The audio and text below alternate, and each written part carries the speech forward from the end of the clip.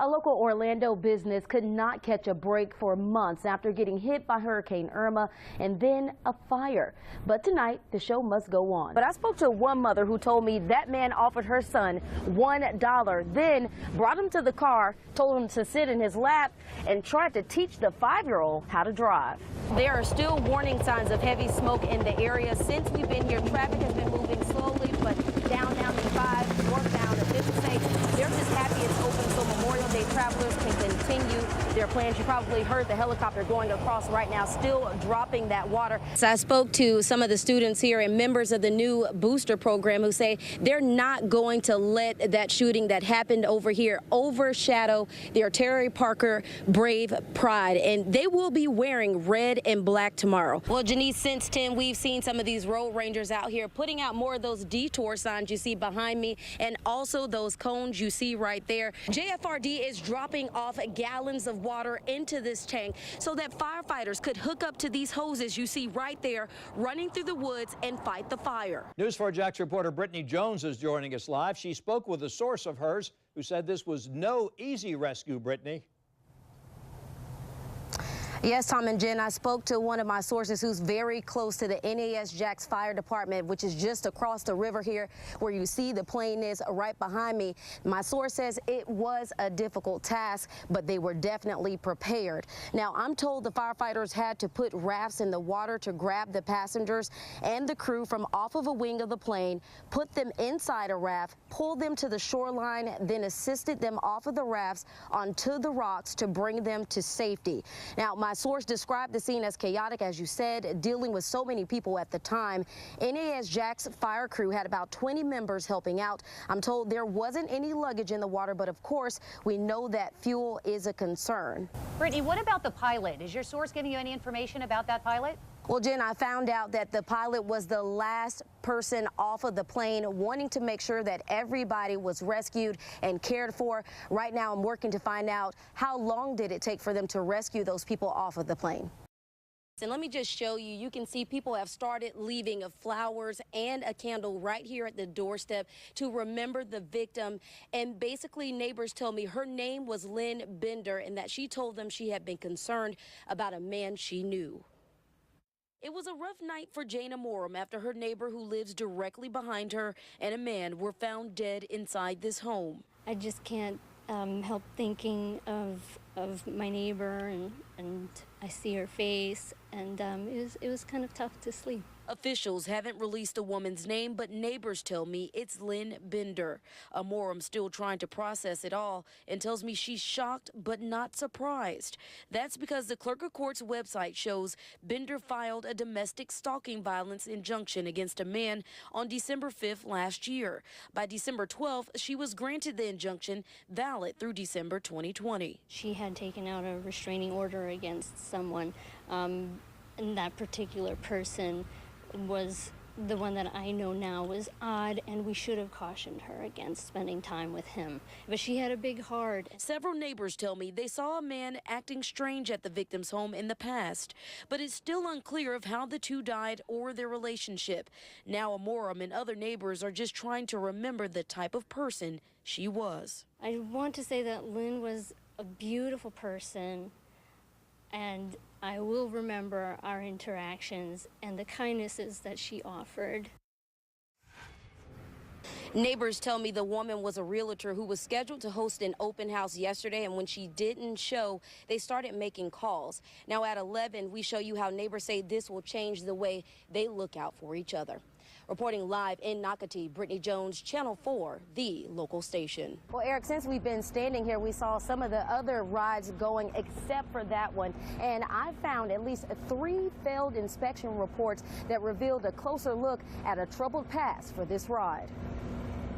Lindsay and Hannah Witcher have watched crews work on the Sand Blaster roller coaster for the past few days. The next day that we came out, we saw them painting it, and then all of a sudden we saw people ride it just like that. The Sand Blaster roller coaster giving thrills since 2013, but now safety inspectors are working to figure out why the ride derailed and injured riders. It doesn't even look safe. Some question, should it even have been in operation? That just looks kind of janky. Well, actually not really shocking because of the conditions of it. Those conditions described in several reports I dug through, revealing a list of problems and failed inspections. Less than a month ago, the Florida Department of Agriculture inspected the roller coaster on May 31st, listing several deficiencies, including damaged fencing and handrails, carrier tubs not properly secured, bent and damaged, and excessive corrosion, plus bracings were missing and electrical issues. Before that, on May 17th, damaged carrier tubs were listed. Also, restraints and latches damaged and not working,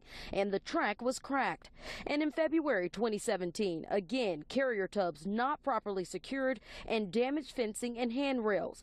But on the day of this terrifying incident, a report shows hours before it passed an inspection. Now the Department of Agriculture said, quote, just yesterday, department inspectors conducted a thorough inspection of the ride, and it was found in compliance with state law. End quote. What are you hoping now comes out of all of this?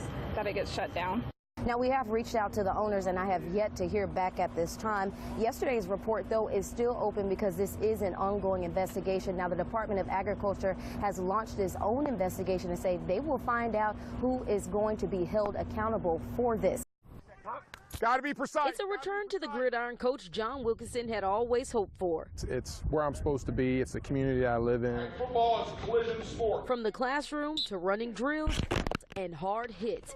His first fall practice with this team. I'm not in it to make friends or to do anything. I'm in it to win football games. That's not a problem for him. 13 seasons with Cocoa High, 4 state championship titles, and more than 140 W's. You're going to be scoring a lot of touchdowns. Now he's back on the new Smyrna Beach High School field, this time as head coach. For me this year, it's a new beginning, and being with new kids and still getting to know them. I've only been here 3 or 4 months, but starting to see them start trusting a little bit more. Why did he return? His son, number 23, played a big role in this decision. It's just special to me, and I'm, like I said, I was in a great situation down there, but, I love the kids down there, but, I love my son, too. He's going to have to make his own way. I treat him just like I'm going to treat everybody else, and I'm probably a little bit harder on him. It means a lot to me to go to a program that you won 4 state championships at, and just to come here just to coach me and be closer to your family. It's just better. Just thank you. Coach Wilkinson says he's tough on all of the players out here. He says that's how they win those championships.